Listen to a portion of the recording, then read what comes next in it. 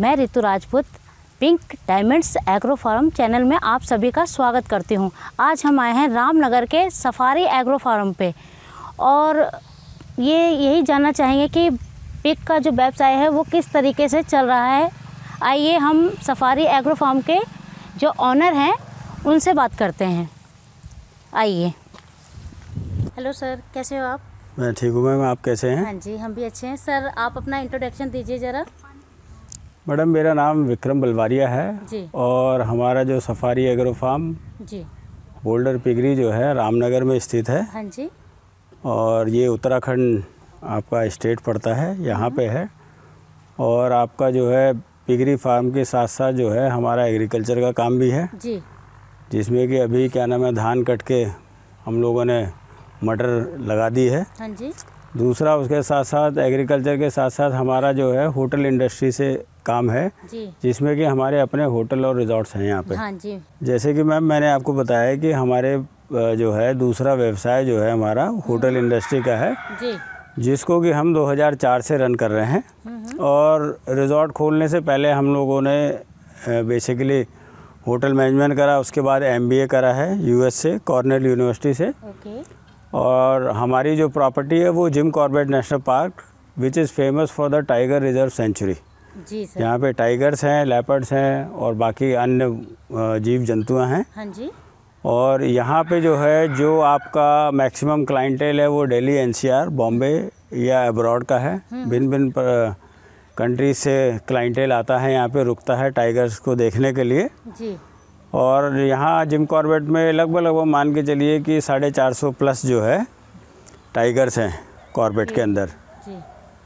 Resort जो है हमारा वो रिवर पे लोकेटेड है जिसमें कि आप पीछे back side of the resort जो है वहाँ रिवर बहती है जिसका नाम है कोसी रिवर और उसके सामने जो है कॉर्बेट का जंगल लगता है। जी। रेस्टोरेंट वगैरह भी हमारा वहीं सब लोकेटेड है और रूम से भी जो है रिवर का व्यू आता है। जी जी जी जी जी सर, मैं गई थी वहाँ पे तो बहुत अच्छा था आपका रिजॉर्ट, तो बहुत ही अच्छा लगा वहाँ पे। Thank you, thank you. Hope कि आपने जो है वहाँ का फूड वगैरह या शाम को जो है इवनिंग में जो लाइव म्यूज़िक प्रोग्राम रहता है उसको एंजॉय करा होगा अपनी फैमिली के साथ। जी जी बिल्कुल, बहुत एंजॉय किया हमने, सबने मिलके बहुत एंजॉय किया। Thank you ma'am, thank you. Okay. तो सर अब हम बात करते हैं पिगरी के फार्म की। तो आपने सर ये फार्म कब स्टार्ट किया बनाना? मैडम एक्चुअली ये मैंने 2015 में स्टार्ट किया है। थोड़ा सा एक्चुअली बिज़नेस को डाइवर्सिफाई करना था क्योंकि सारा पैसा आदमी एक ही इंडस्ट्री में ना लगा करके वो अलग अलग इंडस्ट्रीज़ में लगाए तो बेटर रहता है। कभी कोई इंडस्ट्री अच्छी चलती है, कभी किसी का लो टाइम आ जाता है। जी। तो इस वजह से हम लोगों ने जो है चूज़ करा कि पिगरी को। जी। तो पिगरी हम लोग 2015 से कर रहे हैं।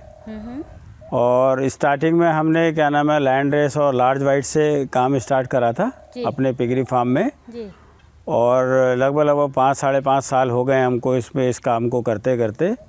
तो अब हमारे पास और भी कई सारी ब्रीड्स हैं जैसे कि आप डीरॉक बोल सकते हैं। जी। आपका क्या नाम है बर्कशायर वगैरह है। देन आपका गोल्डन ओल्ड स्पॉट ब्रीड है वो है। जी। फिर एक कर्नाटक की जो कंपनी है जो कि DLG के ब्रांड नेम से चलती है तो वो वाली भी हमारे पास एनिमल्स हैं। ओके। तो अब इन्हीं एनिमल्स का जो है हम लोग मिक्स एंड मैच करके क्रॉस ब्रीड जो है या आप उसको कह सकते हैं F1 या F1 डीरॉक या F1 भी बोल सकते हैं उसको। जी। तो इस तरीके से हम लोगों ने ये ब्रीड अपनी डेवलप कर ली है। काम अच्छा है, बस आदमी अपना प्रॉपरली उसको मैनेजमेंट कर ले तो वो बहुत ज़रूरी है। फीड का मैनेजमेंट अपनी जगह है लेकिन सिलेक्शन ऑफ एनिमल्स वो बहुत ज़रूरी रहता है इस काम के अंदर ना। और दूसरी चीज़ ये है कि जो मैं ये बताना चाहूँगा कि अपने इंडिया में बेसिकली लोग क्या है सस्ते की तरफ ज़्यादा दौड़ते हैं। बिल्कुल बिल्कुल सर, बिल्कुल। तो सस्ते की तरफ ना दौड़ करके आदमी को ये देखना चाहिए कि भाई क्वालिटी ऑफ फार्म क्या है और उसके अंदर किस तरीके के एनिमल्स रखे हुए हैं। जी। वो भले ही 2 पैसे महंगा मिल रहा हो लेकिन आदमी को क्वालिटी पे जाना चाहिए क्योंकि मैक्सिमम इंडिया के अंदर जो है वो इनब्रीडिंग हो रखी है फार्म के अंदर ना। जी। क्योंकि वो लोग मेल्स अपने चेंज नहीं करते। हाँ जी। और क्योंकि वो सोचते हैं एक मेल है उसी से ही दूसरा मेल तैयार कर लेंगे हम। तो उससे जो है कि लोगों में अब दिक्कतें आ रही हैं, क्योंकि इन ब्रीडिंग की वजह से साइज़ डिफ़र हो जाते हैं। जी बिल्कुल। फिर बच्चों की मोर्टेलिटी रेशियो जो है वो बढ़ जाता है। तो ये कुछ चीज़ें हैं जो इनको कि क्या नाम है, फार्मरों को ध्यान रखना चाहिए। और जहाँ तक कि मेरा अपना 5.5 साल का जो कार्यकाल है इस पिगरी फार्म के अंदर, मेरा अपना ये मानना है कि आपको लगभग साल में जितनी भी आप ब्रीडिंग करते हैं उसमें 18% फीमेल जो हैं आपको हटा देनी चाहिए।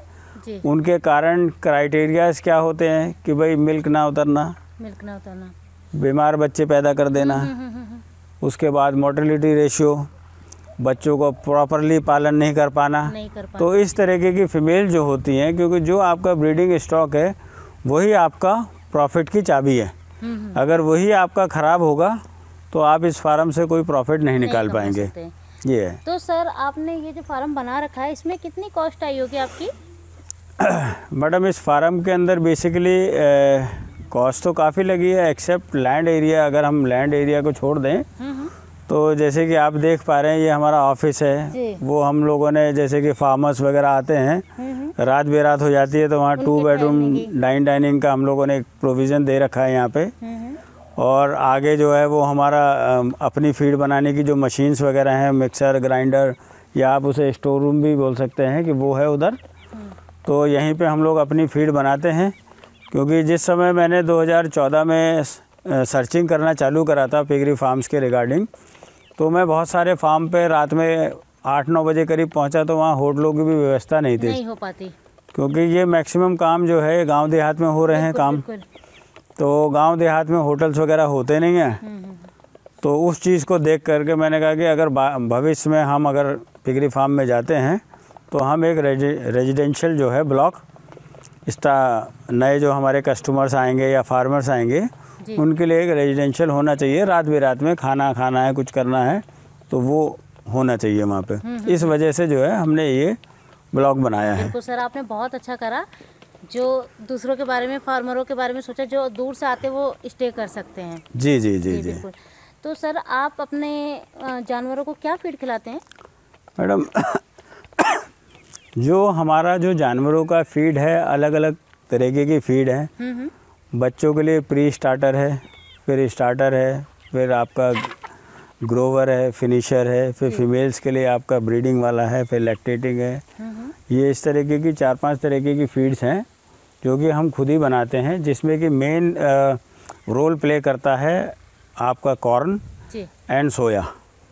बाकी फाइबर के लिए आप चोकर भी डाल सकते हैं, गेहूं का दलिया डाल सकते हैं, राइस पॉलिश डाल सकते हैं। फिर मिनरल मिक्सचर्स हैं, उनके भी अलग अलग पैक्स हैं हमारे पास जो कि हम खुद ही क्रिएट करे हैं, जिसमें कि विटामिन्स का अलग है और मिनरल्स का अलग है। बाकी उसमें DCP, LSP, salt, toxin binders वगैरह हैं, कोलिन क्लोराइड वगैरह, ये सब मेडिसिन के नाम हैं। तो ये डाली जाती है। और महीने में जो है 2 दिन के लिए हम मेडिसिनल फीड चलाते हैं सभी जानवरों को, जिसमें कि आपका पैरासीटामोल हो गया या आपका ऑक्सीटेट्रासाइक्लिन के डाल करके हम लोग 2 दिन, ताकि उससे क्या होता है कि जैसे मौसम चेंज हो रहा है, कभी जाड़ों के बाद गर्मी आएगी, गर्मियों के बाद बरसात आएगी, या आजकल आप देख रहे हैं जाड़े आ गए हैं तो वो ऑक्सीटेट्रा का क्या नाम है पाउडर मिला करके फीड में दिया जा रहा है, ताकि जानवरों को क्या नाम है एंटीबायोटिक है बेसिकली, वो खांसी ना होने लगे या और भी किसी इस तरीके की बीमारियां जो हैं वो करते हैं हम लोग समय समय पर। जी सर, आप फिर अपने फार्म का विजिट करवा सकते हैं? बिल्कुल मैम, करवा सकते हैं। जी चलिए फिर चलिए मैम, करा दीजिए। जैसे कि मैम हम लोग अब अपने फार्म के अंदर एंटर करने के लिए जा रहे हैं जी। तो मैं जो भी नए फार्मर्स हैं या पुराने फार्मर्स हैं जो रन कर रहे हैं उनको क्या है कि किसी भी आदमी को एंटर कराने से पहले जो है एक बायो सिक्योरिटी का बहुत ध्यान रखना चाहिए। देखिए मैक्सिमम फार्मर बायो सिक्योरिटी कर तो लेते हैं, लेकिन क्या है कि जो एक चीज़ होती है इंटरनल बायो सिक्योरिटी, जो कि स्टाफ आपके पास एक कॉमन स्टाफ रहता है जो पिगलेट्स में भी काम करता है और आपका फैरविंग में भी काम करता है, जहाँ मदर और बच्चे होते हैं, या क्या नाम है आपके गिल्ट्स होती हैं उन पे भी काम करता है, ड्राई सोर्स पे भी काम करता है। तो हमने जो अपने फार्म के अंदर कर रखा है, हमने पार्ट डिवाइड कर रखे हैं उनके, अच्छा। ताकि जो basically piglets below 25 kg okay. And mother with the kids, माँ और बच्चों के साथ, और जो छोटे बच्चे जो हैं 25 किलो से नीचे के, वो एक स्टाफ का काम है जी। और जो बाकी जो एनिमल्स हैं, चाहे वो हमारी ब्रीडिंग फीमेल्स हों या हमारे क्या नाम है 25 से ऊपर के बच्चे हों, या ग्रोवर जिसे कि ग्रोवर बोलते हैं, या हमारे फिनिशर्स हों, वो एक बंदा काम करता है। तो हमने अपने फार्म के अंदर जो है बायो सिक्योरिटी का भी काफ़ी ध्यान रखा हुआ है। जैसे कि अब हम एंटर करेंगे अंदर तो आपने देखा होगा यहाँ चूना रखा हुआ है, गमबूट्स भी हैं, अगर आप गमबूट्स पहनना चाहें तो गमबूट भी मंगाया जा सकता है जी। लेकिन क्या नाम है, हम इसमें चूने में पैर रख करके अपने फार्म के अंदर चलते हैं तो आपको फार्म की अपनी गैलरी जो है हमारी, उसमें से आपको एनिमल्स वगैरह दिखा देते हैं। जैसे कि रितु मैम, ये आप देख रहे होंगे कि ये हमारा बेसिकली वर्किंग चार्ट है। इस चार्ट में क्या है कि जैसे हमारे एक स्टाफ का नाम है पुष्पा, वो इतने बजे खाना डालेंगे, इतने बजे अपना सुबह मेडिसिन का काम देखेंगे, साफ़ सफाई है, उसमें केजीज़ के नंबर भी दे रखे हैं। जितना भी आप रेड पोर्शन देख रहे हैं, ये वो जानवर हैं कि जो कि 25 किलो से नीचे हैं। इनको हम 6 टाइम दिन में फीड देते हैं जी। जो छोटे पिगलेट्स हैं उनको 6 टाइम फीड दी जाती है, हर 2-2 ढाई घंटे के अंतर पे जी। और जो दूसरा स्टाफ है मिस्टर केवल सिंह, उनका देखेंगे कि जो बड़े जानवर हैं सब उनका चार्ट है जी। ठीक हो गया। और ये हमारा वीकली हमारा दवाइयों का रहता है, जिसमें कि दवाई बच्चों को आयरन, बी कॉम्प्लेक्स, ली52 और स्टाफ जैसे किसी भी केज में अगर दस्त हो रहे हैं तो वो केज नंबर डालेंगे उसमें, और जितनी बार भी दवाई देंगे वहाँ पे लिखा जाएगा उसका जी जी जी। सर आपने फार्म बहुत अच्छा बना रखा, अपना जानवरों को रखने का तरीका बहुत अच्छा है आपका, बिल्कुल न्यू उसमें फार्म बना रखा आपने। जैसे कि मैम आप देख पा रही हैं, ये हमारा आपका जो फीमेल्स का सेक्शन है, ये पूरा फार्म जो है हमारा ब्रीडिंग स्टॉक्स है ओके। जिसमें कि हमारे पास 70 फीमेल्स हैं जी। वो जेस्टेशन केजेस कहते हैं उनको जी। और ये हम लोगों ने जैसे कि फीमेल ब्रीड होने के बाद हमको पता चल जाता है कि भाई ये जो है 1 महीने बाद इसकी डिलीवरी है, तो हम इन नर्सरियों में डाल देते हैं ओके। अलग अलग। और उसके बाद जैसे कि जो भी फीमेल हम हटाते भी हैं बच्चों से, बच्चों को वीनिंग करने के बाद है तो उनके भी केज अलग अलग हैं, ताकि हमको ये पता चल जाए कि ये 4 से 5 दिन में नेचुरल तरीके से जो है हीट पे आ जाएगी जी। तो वो हम मीटिंग करा देते हैं यहाँ पर जी। और उसके बाद उसका चार्ट बना करके डेट वाइज, क्योंकि हम लोग बैच सिस्टम पे ही काम करते हैं। जैसे 4 फीमेल एक बार हीट पे आएंगी, फिर उनको मेट कराएंगे, फिर 1 हफ्ते बाद फिर 4 को लेके आएंगे, वो मेट कराएंगे। तो कि उससे क्या है कि लेबर का भी काम थोड़ा कम हो जाता है जी। नहीं तो रोज़ एक भी आने लग जाएगी तो उनका वर्किंग लोड ज़्यादा बढ़ जाएगा जी। तो इस वजह से हम लोग बैच सिस्टम पे ही काम करते हैं जी। सर ये मैम फीमेल तो है आपकी DLG की जी। और वो मेल जो है वो गोल्डन ओल्ड स्पॉट है मेल जी। वो 7 महीने का ही मेल है अभी जी। कितने केजी का होगा ये सर? ये मैम होगा लगभग 80-90 किलो के आसपास पहुंच गया होगा जी जी जी। और जैसे कि आप वो देख पा रही हैं, वो सब फीमेलें जो कंसीव हैं हाँ जी, वो लगभग 150 किलो के आसपास की होंगी जी जी जी जी। बच्चों ने कब जन्म दिया? मैडम ये जो है अभी मॉर्निंग में ही बच्चे हुए हैं। मॉर्निंग में? हाँ ओके। ये मॉर्निंग में बच्चे हुए हैं आज ही जी जी। तो इनके लिए हम लोगों ने बेसिकली आप देख पा रहे होंगे वहाँ इंफ्रारेड रेज के बल्ब लगाए हुए हैं और जो वो क्रीपर रूम है जिसके अंदर ये बच्चा रहेगा अभी तो जब बच्चे को ठंड लगेगी तो अपने रूम पे चला जाएगा और बाकी वो मदर के साथ दूध पीने के लिए यहाँ आ जाएगा। तो यहाँ पे क्या शेड्यूल रहता है कि अभी हम इनको कल मॉर्निंग में इनके दांत काटे जाएंगे और टेल को डॉक करा जाएगा, टेल कटिंग होगी। उसके बाद जब ये 7 दिन के कंप्लीट हो जाते हैं या मैं आपको मेडिसिन चार्ट और बता देता हूँ, तीसरे दिन पे इनको लगेगा आयरन, चौथे दिन पे बी कॉम्प्लेक्स, फिर ली52 का चार्ट आ जाता है इनका। और ये बच्चा जो है जब ये 7-8 दिन का हो जाएगा तो ये जैसे कि आप ये देख पा रहे हैं ये क्रीपर फीडर हैं। तो इसमें जो है हम जो इनका प्री स्टार्टर है उसको हम थोड़ा थोड़ा डाल करके दिया जाता है और ये एक तरफ इनके रूम में रख दिया जाता है ताकि इन बच्चों को 7-8 दिन बाद जो है फीड का स्वाद लग जाए तो ये मदर का मिल्क भी पियेंगे और ये फीड भी खाएंगे। तो उससे क्या है कि बच्चों का ग्रोथ बेटर हो जाता है। और जैसे ही हमारे ये बच्चे जो हैं 10-12 किलो के हो जाएंगे 30-32 दिन में, तो हम इनको बच्चों को मदर से अलग कर देते हैं। तो इनकी वीनिंग कर दी जाती है बच्चों की। और जब बच्चा यहाँ से हट करके, ये हमने आज से 3 दिन पहले वीनिंग करे हैं, तो ये बच्चों को जो है आप जैसे वो देख पा रहे होंगे, हाँ जी, वो आपका फीडर है इनका बच्चों का। ओके। उसमें 40-50 किलो इनकी फीड जमा भर दी जी। जब बच्चे को भूख लगती है अपने आप वो फीड खाने चला जाता है। तो ये मोटा मोटा साइज़ है जिस साइज़ के बच्चे हटा दिए जाते हैं हमारे यहाँ पे। अब इससे जो है ये 35 दिन के हैं, ये आपके जो हैं ये 2 महीने का साइज़ है बच्चों का। ये 2 महीने के बच्चे हैं। और ये जितने भी बच्चे हैं हमारे फार्म के अंदर, ये आपके ड्यूरॉक हो गया, बर्कशायर हो गया, या गोल्डन ओल्ड स्पॉट मेल्स के ही बच्चे हैं। तो जिससे कि आपका जो है जो FCR लेवल है या जो उनकी बढ़ने की क्षमता है वो बाकी लैंड रेस, लार्ज वाइट इनसे कहीं ज़्यादा है। इसलिए ये जो है नए फार्मरों के लिए मैं ये बोलना चाहूँगा कि ब्रीड पे थोड़ा ज़्यादा ध्यान दें, ताकि उससे जो है उनको जो प्रॉफिट नहीं ले पा रहे हैं वो प्रॉफिट आने लग जाएगा। तो ये बोलना चाहता हूँ मैं। सर, इनकी विनिंग कितने टाइम बाद होती है? मैडम, जो हम लोग विनिंग करते हैं इनकी अपने पिगलेट्स की मदर से अलग करना जो है जी, ये डिपेंड करता है कि बच्चा जो है किस तरीके की ग्रोथ ले रहा है। कुछ बच्चों को तो मान के चलिए, कुछ फीमेल्स के बच्चे जो हैं कि जैसे ये हमारे जो केज के अंदर बच्चे आप देख रहे हैं, हाँ जी, अपनी माँ के साथ हैं ये लोग। हाँ जी, ये हमारे जो हैं 20 दिन के बच्चा है ये जी, तो ये लगभग 10-12 दिन और मदर के साथ मिल्किंग करेगा जी, मदर के साथ। ये 20 दिन के बच्चे हैं। जी, तो अगर ये अच्छे चलते रहे तो हम लोग इन्हें 30-32 दिन पे जो है विनिंग कर देंगे इनकी।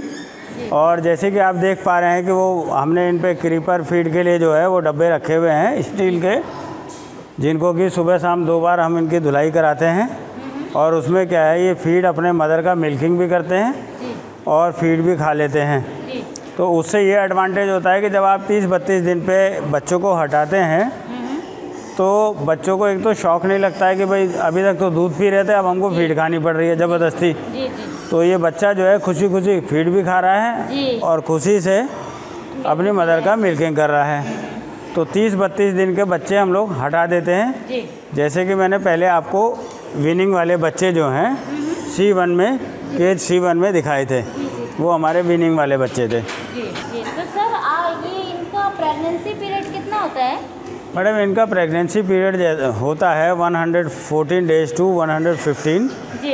तो जैसे कि अगर हमको डे में बच्चे लेने हैं, नाइट में नहीं कराना चाहते हैं जी, तो उसका अगर आपके पास फीमेल का पूरा चार्ट है जी, कि किस दिन वो मेट हुई है, कंसीव हुई है, उस दिन से अगर आप अपना 100 कार्ड बनाएंगे तो उसमें ये भी है कि भाई अगर आपको डिलीवरी करानी है 114 दिन पर ही, तो वो एक पेन के लिए इंजेक्शन आता है, वो आप लगा सकते हैं, उससे वो डे टाइम में डिलीवरी हो जाती है। जी। सर, ये कौन सी ब्रीड है? मैम, ये बेसिकली लार्ज वाइट है ये वाली ब्रीड हमारी। तो ये जो आप पूरा ब्लॉक देख रहे हैं जी, इसमें हमारा मेल सेक्शन है। जो भी हमारे मेल स्टड मेल्स हैं जो कि हम ब्रीडिंग के लिए यूज़ करते हैं, वो ये वाले मेल्स हैं। ये आपका लार्ज वाइट हो गया जी, ये आपका हो गया वाइट ड्यूरॉक। ये देखिए, इसकी आप अगर लेंथ देखेंगे तो काफ़ी बड़ा है। तो जब अगर मेल अच्छा होगा तभी पिगलेट भी अच्छे आएंगे। जी। ये देख लिया आपने, ये हमारी फीमेल आज हीट पे आई है। तो इसको हम, ये वर्कशायर है, ब्लैक वाला जो मेल है ये वर्कशायर है जी। तो इससे इसको मेट करा रहे हैं। सर, मैंने वर्कशायर अभी तक किसी फार्म पे नहीं देखा, यूपी उत्तराखंड में कहीं नहीं देखा, आप ही के फार्म पे ही देखने को मिलता है। मैंने पहली बार ही देखा, मैं यही कहूँगी। तो सर, इनका बेनिफिट बताइए आप मुझे, इनका क्या बेनिफिट, इतनी कॉस्टली हम लेते हैं इन्हें, क्या है इनकी बेनिफिट? मैडम, इनका बेनिफिट ये है कि जो बच्चा जो है हेल्दी होता है और लगभग जब आप क्रॉस ब्रीडिंग कराते हैं जी, तो उससे उसका जो है बच्चों का एक तो आपका जो है रिजल्ट आपका बच्चों का अच्छा आता है जी। और जो बच्चों का हमारे यहाँ पे जो लीटर साइज़ है वो लगभग 12-13 का लीटर साइज़ रहता है। और जो बच्चों का वेइंग है at the time of birth, जो बच्चों का वज़न होता है बर्थ के समय पे जी, वो मान के चलिए 1600-1700, कभी कभार 2.25 किलो को भी बच्चे हो जाते हैं जी। लेकिन वो बहुत कम रेयर केसेस है। बेटर ये रहता है कि सारे बच्चे एक ही क्या नाम है वज़न के हों और लगभग एक ही साइज़ के हों, एक ही साइज़, तो वो कहलाता है बेस्ट रिज़ल्ट। ओके। तो उसी तरीके के रिज़ल्ट हमारे यहाँ आते हैं। जी जी जी। सर ब्रीड अच्छी होगी तो जो आपका इकोनॉमिक वो है, पैसा है जो आपका, वो बहुत जल्दी रिकवर हो जाता है। नहीं मैम, बिल्कुल सही बोला आपने और सही समझ में आया आपको भी जी कि अगर ब्रीड अच्छी होगी तो जो इकोनॉमिक्स है फार्म की, जी जी जी, वो भी बेटर हो जाएगी। बिल्कुल। तो फार्म को जो है या फार्म ओनर को जी, नुकसान होने के चांसेस ख़त्म हो जाते हैं। लेकिन अमूमन लोग जो हैं इस चीज़ को जब 1-2 साल फार्म चला लेते हैं जी, तब उनको समझ में आता नहीं भाई ब्रीड भी कुछ चीज़ होती है। बिल्कुल सर, बिल्कुल। अदरवाइज लोग सस्ते के चक्कर में ज़्यादा जाते हैं, महंगे के चक्कर में नहीं आते। जी बिल्कुल। जैसे आपने देखा ही अभी 3-4 तरीके के हमारे यहाँ ऑलरेडी मेल्स खड़े कर रखे हैं हमने, जी बिल्कुल। ब्रीडिंग स्टॉक जो है हमारा, जी तो ये काफ़ी कॉस्टली मेल्स हैं। जी, तो इनसे लेकिन कॉस्ट तो मेल में एक ही बार लगती है, बार बार तो लगती नहीं है। जी। इस वजह से जो है हमने ये मेल अलग अलग बाहर से मंगाए हैं। सर पानी की निकासी के लिए आपने क्या कर रखा है? ये किस तरह के बॉक्स से बना रखे, क्या कर रखा आपने? मैडम ये बेसिकली जो हमारा ब्रीडिंग स्टॉक जो है, जो इसमें बच्चे मदर्स ये सब हैं, तो इनका वाटर वेस्ट हाँ जी, इन टैंक्स में जाता है। जी। इन टैंक्स में से जो ओवरफ्लो सिर्फ वाटर है वो अगले टैंक में चला जाता है, यानी कि जो इनका गोबर है यहाँ रुक गया, कुछ जो बचा हुआ गोबर वो आगे वाले में गया, जी। फिर उसके बाद वो थर्ड में गया, थर्ड के बाद फोर्थ में, फोर्थ के बाद जो पानी निकलता है जी। वो हमारा ये आप देख रहे होंगे पूरा तालाब सा बना हुआ है जिसके ऊपर लौकी की बेल ये सब्जी लगी हुई हैं, ये इसमें चला जाता है। इट मीन्स कि जो है भी हो रही है खेती के साथ साथ मैडम जो एक नेचुरल एनवायरनमेंट है इसको अगर डालना चाहें तो हम ये गोबर के साथ ही सारा कुछ डाल सकते हैं वहाँ पे जी, लेकिन ये जो एक नेचुरल तरीके से जो फिल्टर हो जाता है पानी जी, जिससे कि प्रदूषण नहीं फैलता है, वाटर पॉल्यूशन जो होता है वो नहीं होता है, तो इस वजह से हमने अलग अलग ब्लॉक्स बनाए हुए हैं। जी। और जैसे कि जो बरसात आ जाती है तब हम क्या करते हैं कि इसको यहाँ पे मोटर लगा करके इसको, ये सारी खेती हमारी है इधर वाली भी, और जो बाहर आपको दिख रही है मटर वो सब अपना है। जी। तो इसमें से ये पानी जब भी हमको चाहिए होता है जी। खेत में लगाने के लिए, यहाँ मोटर लगाई और वहाँ बोरिंग भी चल रहा होगा, और ये सारा का सारा जो खाद वाला पानी है वो खेतों में हम अपने खेतों में यूटिलाइज कर लेते हैं, जिससे कि दोनों पर्पस हमारे सॉर्ट आउट हो जा रहे हैं कि एक तो खाद भी मिल जा रही है, बिल्कुल बिल्कुल, बायो खाद मिल जाती है, और उससे जो है खेती भी अच्छी हो जाती है। ये इसका यूटिलाइजेशन है और सभी फार्मरों को इसी तरीके से ही करना चाहिए बिल्कुल। कि, और अगर आप इसको करवाना चाहते हैं तो इस टैंक के अंदर मोटर लगाइए, ऊपर का पानी आ जाएगा, नीचे का जो स्लज है गोबर की वो नीचे ही रह जाएगी, उसको आप फावड़ों से निकलवा करके सुखवा लीजिए। उसको भी आप पैकेट में सेल करना चाहें, जो आपका वेस्ट है जी, उसको भी पैकेट में बंद करके खाद के रूप में सेल हो जो नर्सरी वाले होते हैं जो घरों में फेरी लगाते हैं वो लोग खरीद लेंगे इसको, और इसका रेट 50-60 रुपए किलो है जी, इस वाली खाद का, बायो खाद का। बिल्कुल, आपने तो वेस्ट को भी यूज़ कर लिया बहुत अच्छे से। जी जी जी, बिल्कुल। कई बार हम फार्म तो बना लेते हैं लेकिन पानी की निकासी का हम कोई भी हमारा अच्छा उपयोग नहीं कर पाते। हम देख सकते हैं आपने सर ने कितना अच्छा उपयोग कर रखा है इसका, और हम यहाँ पे खड़े हैं, बिल्कुल भी स्मेल नहीं आ रही है। तो हमें अपने फार्म बनाने के साथ साथ शुरू में ही अपने फार्म का एस्टिमेट बहुत अच्छा कर लेना चाहिए, जिससे कि हम पानी की निकासी जो है वो सही तरीके से कर पाएँ। सर मैंने बहुत फार्म पे विज़िट किया है लेकिन मैंने ऐसी ब्रीड पहले कभी नहीं देखी, और ना ही यूपी में देखी ना ही उत्तरांचल में देखी। आपके यहाँ पे बहुत ही अच्छी ब्रीड है जो मैंने पहली बार देखी है। जी मैडम, बिल्कुल ठीक बोल रहे होंगे जैसा भी आपने बोला है regarding the breed. Madam actually ये जो हमारे फार्म पे जो ब्रीड्स हैं, ड्यूरॉक हो गए, बर्कशायर हो गए, गोल्डन रोड स्पॉट है जी, या आपका F1 है, या DLG वाली जो कर्नाटक का जो ब्रीड है, ये सब ब्रीडें मैडम आज से 2 साल पहले हमारे पास भी नहीं थी। हम भी लार्ज वाइट और लैंड रेस पे ही वर्क कर रहे थे। और लेकिन जब धीरे धीरे आदमी को नॉलेज आती है जी, तो नॉलेज का जो है आदमी को जो है ज्ञान आ जाता है, तो उसका उपयोग करना चाहिए। क्योंकि अगर ज्ञान आने के बाद भी अगर वो अज्ञानी की तरह बिहेव करे जी, तो जीवन में कभी सक्सेस नहीं हो सकता। जी, जी, जी। तो इसी वजह से ही जो है हमने अलग अलग ब्रीडें मंगाई, अलग अलग स्टेट से आई हैं ये। तो अब जब हम इनके साथ जो है क्रॉस ब्रीडिंग पे जब प्ले कर रहे हैं, जी, मतलब प्ले करने का मतलब ये है कि जब हम इनसे मीटिंग करा रहे हैं दूसरी फीमेल्स को, उनके जेनेटिक्स देख करके, क्योंकि जेनेटिक्स का बहुत इंपॉर्टेंट रोल रहता है। क्योंकि अच्छे जेनेटिक्स होंगे तो अच्छे पिगलेट होंगे, अच्छा ही वो खाएंगे और अच्छा ही उसका जो है FCR बढ़ेगा और जल्दी ग्रोथ हो जाएगी। और 100 किलो का लगभग मान के चलिए 6 साढ़े 6 महीने में हो जाता है। क्योंकि एक जानवर आपने इनब्रीडिंग का ले रखा हो, वो आपको 9-10 महीने लगा देगा। तो जो आपका बेसिकली जो प्रॉफिट होता है वो तो उसके 3 महीने या 4 महीने एक्स्ट्रा जाने में वो मालिक का सारा प्रॉफिट तो वही खा जा रहा है। क्योंकि ज़्यादा फीड खाता है, बढ़ पाता नहीं है, तो इस वजह से जो है मालिक को लॉस हो जाता है। तो इसलिए जो है अच्छी ब्रीड्स फार्मर्स जो हैं अच्छी ब्रीड पालें। भले ही शुरुआत में 2 पैसे महंगी आएगी, लेकिन लॉन्ग रन में उनको जो है उस चीज़ का फ़ायदा होगा।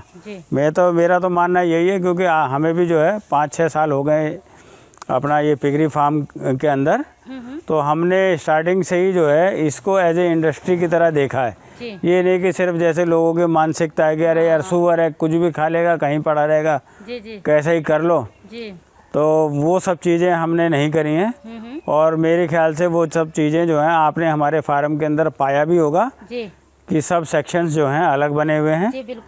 तो इस चीज़ का जो है एडवांटेज होता है और सभी लोगों को इसी पैटर्न पे ही काम करना चाहिए। सर ये क्या कहते हैं, जो ये ब्रीड है और भी किसानों को अवेलेबल हो सकती है? बिल्कुल मैडम, क्योंकि जब हमने ये फार्म करा है और जब इतनी अच्छी अच्छी ब्रीडें हमने अपने फार्म के अंदर उतारी हैं, मंगाई हैं, तो नेचुरली ये अपने लिए तो नहीं रखी होंगी। बिल्कुल सर। भाई इनके बच्चे होंगे, हम एक क्वांटिटी में ही रख सकते हैं अपने पास, लेकिन उसके बाद सारे बच्चे तो जो हैं अलग अलग फार्मर्स हमारे यहाँ से लेके ही जा रहे हैं। सबसे अच्छी बात है कि जो पुराने फार्मर्स हैं जो 4-4, 5-5, 6-6 साल से भी काम कर रहे हैं, वो फार्मर्स भी जो है हमारे साथ जुड़ के हमारी ब्रीड को लेके जा रहे हैं और वो रिपीट भी हो रहे हैं। ऐसा नहीं कि एक ही बार आए और उसके बाद उन्होंने कहा नहीं लेना, आए नहीं वो। क्योंकि जैसे जैसे आदमी का बजट बनता है, कोई 1 ले गया, कोई 2 ले गया, कोई 10 भी ले जा रहा है, या कोई सिर्फ पिगलेट ही लेके जाता है। कुछ लोग क्या है कंसीव फीमेल लेके जाते हैं या हमारे पास एडवांस बुकिंग करा देते हैं। क्योंकि जैसा आपने देखा होगा कि हमारे जितने भी फीमेल्स या मेल्स हैं सबके अंदर टैगिंग सिस्टम है। हाँ जी, मैंने देखा था अंदर। टैग से ये एडवांटेज रहता है कि हमारे पास अपने कंप्यूटर के अंदर सारा रिकॉर्ड रहता है उसका कि कौन सा बच्चा जो है किस फीमेल का और किस मेल का है। तो जब वही बेसिकली जेनेटिक्स वहीं से ही डेवलप होता है। तो जैसे हमारे पास एडवांस बुकिंग आती है तो बता देते हैं भाई साहब हमको 10 फीमेल ले जानी है, तो 3 फीमेलें हमारी ड्यूरॉक से करा दीजिएगा, 3 फीमेलें वर्कशायर से करा दीजिए और कुछ फीमेलें जो है हमारा गोल्डन ओल्ड स्पॉट से। तो उनका भी एक बैच सिस्टम बन जाता है, तो हम लोग प्रोवाइड करा देते हैं। बाकी जो है बच्चे भी बैच सिस्टम में हम ड्यूरॉक के बच्चे भी देते हैं और बाकी हाइब्रिड के भी देते हैं। उसमें थोड़ा सा सस्ता पड़ जाता है आदमी को, लेकिन अगर वो सिर्फ प्योर ड्यूरॉक लेगा या प्योर वर्कशायर या गोल्डन ओल्ड स्पॉट लेता है तो उनके रेट अलग हैं। सर आपका फार्म इतना बड़ा है तो इसकी देख रेख कौन करता है सर? मैडम इसकी देख रेख जो है एक ये क्या है कि एक टीम वर्क से होता है जी, जो कि टीम में एक तो क्या है कि जो मैनेजरल पार्ट है, मैनेजरल पार्ट में क्या है कि किस तरीके से उसका रख रखाव कराना है, मेडिसिन कौन कौन सी यूज करनी है जी, फीड किसको क्या डालनी है और कितने समय डालनी है और कितनी क्वांटिटी में डालनी है, वो तो मैनेजरल पार्ट में हम देखते हैं उसको जी। और बाकी उसका जो इम्प्लीमेंटेशन है वो हमारा जो स्टाफ है जी, मिस्टर केवल सिंह और पुष्पा देवी हैं जी।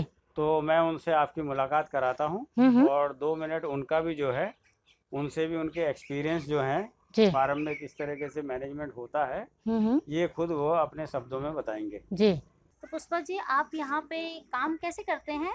जी मैम, काम करते हैं हम 2 प्राणी जी मियाँ बीवी। जी जी जी ब्रीडिंग का, बच्चों का मैं संभालती हूँ। जी। और ये अपनी ज्ञापन जो मादा है ना वैसी, वो ये संभालते हैं। तो जैसे डेली रूटीन का क्या काम है आपके पास, यहाँ पे क्या करते हैं आप डेली रूटीन में? हम ये करते हैं, सर हमारे चार्ट बना देते हैं जी। उस चार्ट के हिसाब से हम काम करते हैं। जी। तो जैसे खाना, डेली का खाना पीना उनका आप ही लोग करते हैं? हाँ, ये अपनों का करते हैं, मैं अपनी मादाओं का करती हूँ। अच्छा अच्छा अच्छा, आप माताओं का करते हैं और ये उन जो दूसरे हैं उनका करते हैं। हाँ, ये तो आपको ये काम करने में कोई परेशानी तो नहीं? कुछ नहीं। जी। तो मतलब आपको ये सब पहले से आता था या आपने सीखा? नहीं, सर ने सिखाया। सर ने सिखाया आपके सर ने आपको ट्रेन कर दिया इसका मतलब? 6 साल हो गए मैम। जी, 6 साल हो गए आपको ये काम करते हुए। तो आपके सर ने बहुत ट्रेन कर दिया। आज देखो आपने बिल्कुल, आप अपना जो काम कर रहे हैं मार्क्स लगा के कर रहे हैं, बिल्कुल सही तरीके से कर रहे हैं। बहुत अच्छी बात है जो आप जी मैम। अपनी जो आपका वर्क है उसे बहुत अच्छी तरह से कर रहे हैं। जी मैम। तो पुष्पा जी, यहाँ पे तो बहुत हैवी जानवर हैं, तो आप उनको कैसे कंट्रोल कर लेती हैं? ये करते हैं। ये कंट्रोल करते हैं। सर आप कैसे कंट्रोल करते हैं जी? जी, हमें सब कुछ हमारे सर ने सब कुछ बता दिया है। जी। क्या ये जानवर ऐसे मतलब इस तरीके से परेशान करें, ऐसे बंद करना, जी ऐसे बंद करना। कोई ज़्यादा परेशान करता है उसके खाने में फीड डाल दो थोड़ी, जी वो खुद उसके अंदर बढ़ जाता है। जी जी जी। उसे पीछे से हम बंद कर देते हैं। हाँ जी। तो इस तरीके से हम इन्हें जो है कंट्रोल करते हैं। जी। तो पुष्पा जी, आपके यहाँ पे बहुत अच्छी नस्ल के जानवर हैं। जी मैम। तो ये क्या कहते हैं, मैंने तो पहले यूपी और उत्तराखंड में पहले ऐसे कहीं भी नहीं देखा है। बहुत मैनेज करके आपने फार्म तैयार कर रखा आपके सर ने। जी मैम। जी। तो अच्छे नस्ल के जानवर हैं आपके। ठीक है मैम, तुम्हारे की हमारे बहुत बढ़िया जानवर हैं। जी। कई ब्रीड हैं हमारी, हम्म। और तुम्हारे की हम खुद तैयार करते हैं। हम्म। हमारी बुकिंग हो जाती है पहले ही जानवरों की। हाँ हाँ। ज्ञापन मादाओं, बच्चों की बुकिंग हो जाती है। बुकिंग पे जाता है हमारे अच्छा, सर का माल। पहले ही बुक कर देते हैं। जी जी। जिनको ले जाना होता है फार्मरों को, तो हाँ, वो जो पहले बुकिंग कर देते हैं। जो पुराने फार्मर हैं जी जी। वो भी ले जाते हैं। हाँ जी हाँ जी जी। जी, तो उनकी पहले से बुकिंग हो जाती है और फिर वो बाद में ले जाते हैं। जी जी। सर आपसे मिलकर बहुत अच्छा लगा और आपने फार्म बहुत ही अच्छा बना रखा है। धन्यवाद सर, आपसे मिलकर बहुत अच्छा लगा। Thank you ma'am. Thank you. Thank you sir.